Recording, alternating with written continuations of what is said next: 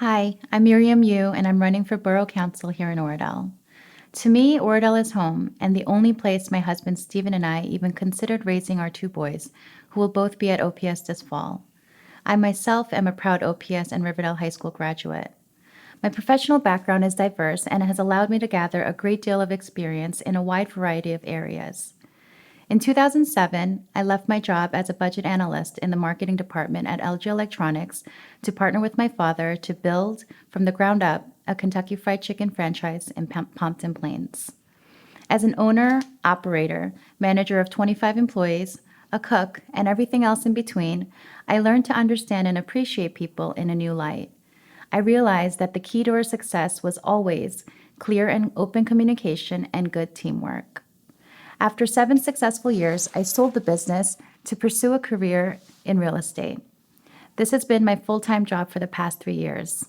And it's a job that I love because I'm able to help and guide my clients during one of the most important decisions in their lives. It's a job that requires many of the same skill sets I believe are required of an elected official. My most important job, though, is being a good mom and a role model to my children. Stephen and I make it a point to stress the importance of hard work, grit, kindness, and always standing up for what's right, which is why I'm so excited for the opportunity to run for council this year. Not only did I grow up in Oradell, but we're settled here for the long haul.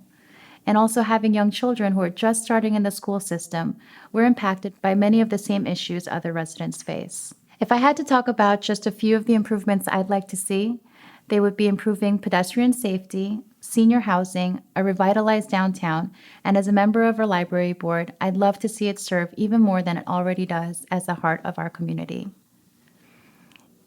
Regarding pedestrian safety, this is probably my biggest concern.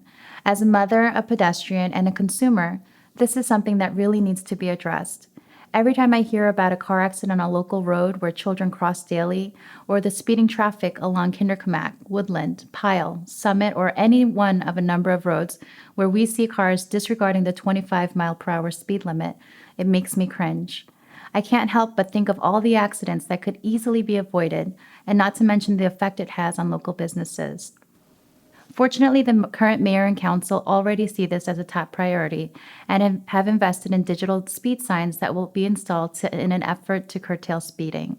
I will make it my mission to find funding, whether through grants or within our own budget, to continue to find measures to increase public safety. Senior housing is another concern of mine. We're a community of young and old. Many have been in town for decades and have paid their fair share to our award-winning school system, and they need a break. They deserve the chance to remain in town and not be forced out by rising home prices and, in turn, taxes. Our seniors are an integral part of Oradell, and I would love for them to feel that way for as long as they choose to stay. You know, it's no secret that our downtown needs to be revitalized. While I understand that some people may like the way it is and want zero change, I think more would agree that it's a missed opportunity. With empty storefronts sitting for years along Kinderkamak, it's clear that we need to find a way to attract and maintain business owners. Yes, internet shopping has made it more difficult for many retail outlets to run successful businesses. But more restaurants with outdoor seating would be a very welcome change.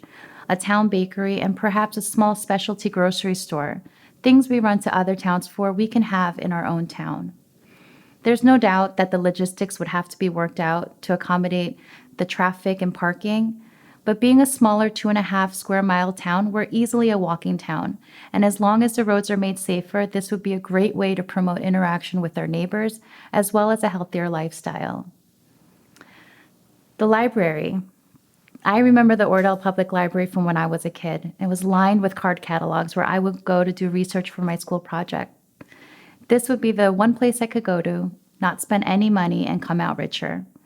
Fast forward many years, and as a board member, I see a staff dedicated to constant growth, improvement, and to making it one of the best libraries in the area.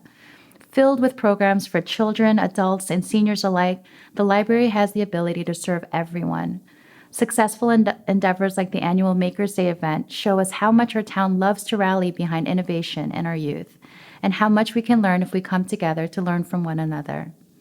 It amazes me to see how little has changed in this small town in the past 30 years since I first moved here.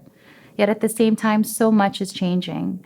I know it'll always be a struggle to maintain a balance between the old and the new, but nothing great comes without sacrifice. Somewhere, somehow, both sides will have to give a little.